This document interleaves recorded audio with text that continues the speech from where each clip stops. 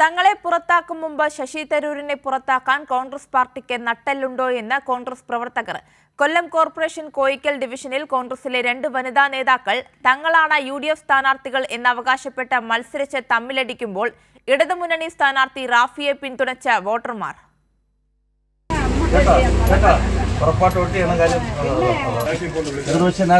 സ്ഥാനാർത്ഥിയാണ് എല്ലാം അറിയാവട്ടെ. ജനിച്ചു വളർന്ന നമ്മളെ നാട്ടിൽ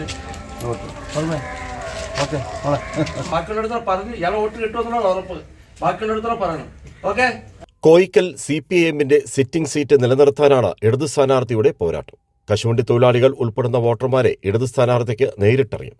അവരുടെ പ്രശ്നങ്ങളും അറിയാം. നമ്മൾ വർഷങ്ങളായിട്ട് ഈ മേഖലയിൽ നിന്ന് പ്രവർത്തിക്കുന്നുണ്ട്. കോയിക്കൽ ഡിവിഷനിലെ കുറിച്ചും ഇവിടുത്തെ വികസന സാധ്യതകൾ, അതോടൊപ്പം ഇവിടുത്തെ ജനത്തിൻ്റെ ബുദ്ധിമുട്ടുകൾ, ഇവിടുത്തെ വികസനങ്ങൾ, ആ വികസനങ്ങളെല്ലാം നമ്മുടെ മനസ്സിൽ ഇപ്പം കുറച്ച് കാര്യങ്ങളൊക്കെ നമ്മൾ പൂർത്തീകരിച്ചിട്ടുണ്ട്. അതിന് ബാക്കി പൂർത്തീകരിക്കുക.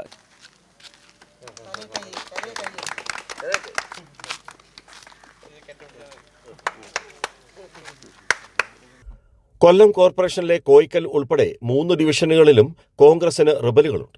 കോയിക്കലിലെ UDF സ്ഥാനാർത്ഥി ലീഗിലെ ഇന്ദിരക്കുട്ടിക്കെതിരെ കോൺഗ്രസിലെ മിനുലാൽ റിബലായി മത്സരിക്കും.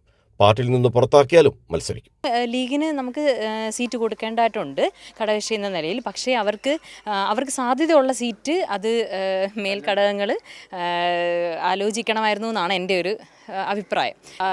നമുക്കിവിടെ ഏറെക്കുറേയും നമുക്ക് കോൺഗ്രസിൻ്റെ ആയിട്ടുള്ള നിങ്ങൾക്കെതിരെ നടപടി വരുമല്ലോ, പാർട്ടിയിൽ നിന്ന് പുറത്താക്കുമല്ലോ. ഞാനൊരു കോൺഗ്രസ്സുകാരിയാണ്. ഈ പറയുന്ന പോലെ നമ്മളൊരു രാഷ്ട്രീയത്തിൽ നിന്ന് മത്സരിക്കുന്നു. പക്ഷേ ഒരു കൗൺസിലർ നിലയിൽ ഞാൻ ഒരിക്കലും എൻ്റെ പ്രവർത്തനങ്ങളിൽ രാഷ്ട്രീയം കലർത്തിയിട്ടില്ല. തങ്ങളെ പുറത്താക്കും മുമ്പ് ശശി തരൂരിനെ പുറത്താക്കാൻ കോൺഗ്രസ് പാർട്ടിക്ക് നട്ടെല്ലുണ്ടോ എന്ന് കോൺഗ്രസ് പ്രവർത്തകർ DCC നേതൃത്വത്തെ വെല്ലുവിളിച്ചുകൊണ്ട് ചോദിച്ചു. പാർട്ടിക്ക് നടപടി എടുക്കണമെന്നുണ്ടെങ്കിൽ ആദ്യമേ നമ്മളെ ശശി തരൂരിനെ പുറത്താക്കണം. പിന്നെ പോരെ ഞങ്ങളെയൊക്കെ കേന്ദ്രത്തിൽ പിടിച്ച വലിയ ആവശ്യം. നമ്മളെ ശശി തരൂരിനെ പുറത്താക്കിയിട്ട് വേണം പിന്നെ നമ്മളെ പുറത്തോട്ട് വരേണ്ടത്. അപ്പം നമ്മളൊക്കെ ഈ അച്ചടക്കം വേണ്ടേ? അച്ചടക്കമൊന്നുമല്ല നമ്മൾ കാണിക്കുന്നത്. ഇപ്പം അച്ചടക്കമാണ്. സെമി കേഡർ പാർട്ടി എന്നാണ് K. സുധാകരൻ ഇതിനെ വിശേഷിപ്പിച്ചത്. ഇപ്പം മുരളീധരനും പറഞ്ഞിട്ടുണ്ട്. മുരളീധരനും 2 രൂപ കൂപ്പണിൽ നിൽക്കുന്ന ആളാണ്, ഞാനും 2 രൂപയ്ക്കകത്ത് നിൽക്കുന്ന.